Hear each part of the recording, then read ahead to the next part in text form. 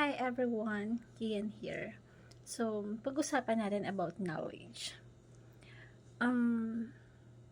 Napakasarap isipin kapag meron kang knowledge sa isang bagay. 'Di ba? Kahit sa school, kapag may knowledge ka, excited kang tumaas ng kamay, sumagot.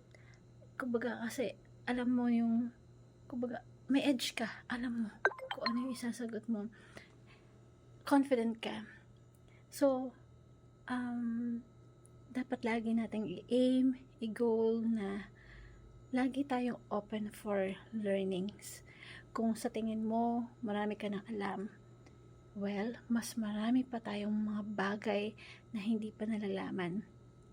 Kaya, the only thing na kailangan natin tatak sa isip natin na we have to open pagdating sa learning sa lahat ng bagay. Kasi kapag empty cup ka, ang sarap matutunan lahat ng bagay kasi andun yung willingness mo na matuto at i-absorb.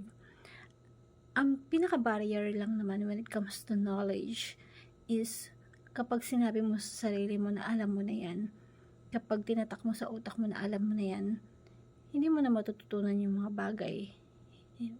Kahit na anong i-offer sa harapan mo ng mga learnings, dahil nakatatak sa isip mo na alam mo na yan, sayang.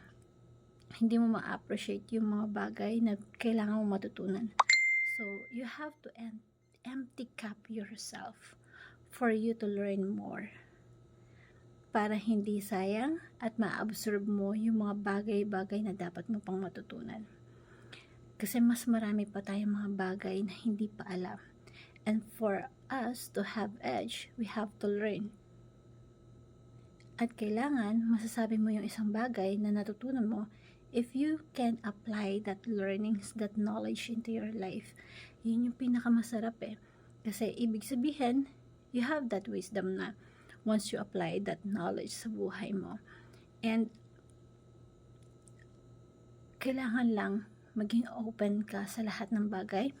See the opportunities to learn. Huwag mo i-close yung sarili mo.